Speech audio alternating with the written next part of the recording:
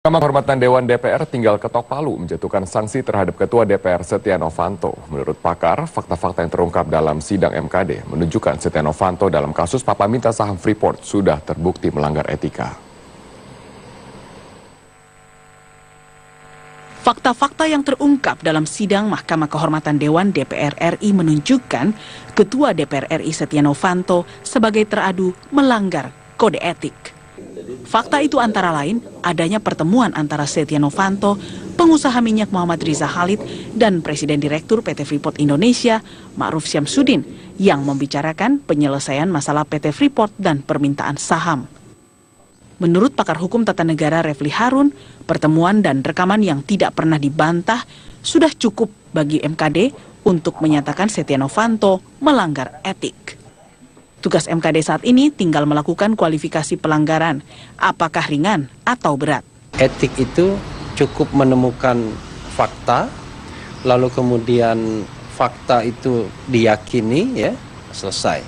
Karena kan ujung dari etik itu kan bukan hukuman badan, bukan menyebabkan seseorang dipenjara, ya, lalu kemudian dia tidak bisa melakukan apa-apa.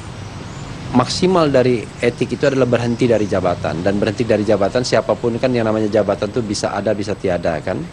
Nah, kalau kita lihat misalnya dua hal yang harus digarisbawahi. Pertama, pertemuan itu sendiri ya tidak dibantah dari awal, memang ada.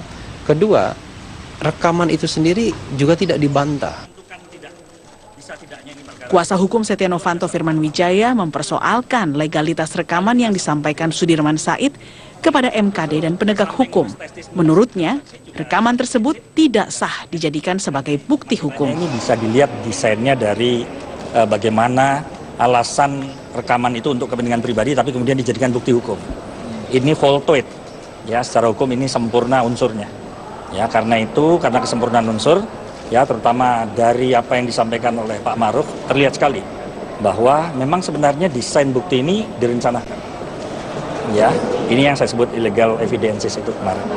Jadi ini sampai hari ini menyangkut bukti-bukti pendukung. Kalau anggota MKD itu sendiri justru cara mengadilinya tidak beretika, rasanya akan sulit. Makanya mereka maju mundur. Padahal persoalannya kan sudah sangat jelas gitu. Kalaupun yang hanya dicari soal legalitas itu kan sudah selesai. Jadi tidak perlu, yang penting perdebatan soal ini sah atau tidak rekaman itu bukan menjadi soal. Yang menjadi soal adalah apakah kejadian itu ada misalnya kan. Lalu pertemuan itu sendiri. Nah, pertemuan itu sendiri kan sudah menunjukkan ketiadaan etika. Jadi sejatinya MKD tidak boleh mundur. Maju saja. Jadi jangan maju mundur kayak setrikaan ya. Sanksi pelanggaran kode etik akan menghampiri Setia Novanto.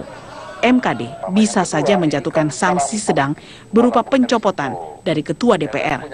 Selanjutnya, kasus dugaan pelanggaran berat Setia Novanto akan dilanjutkan dengan pembentukan panel. Tim Liputan Metro TV.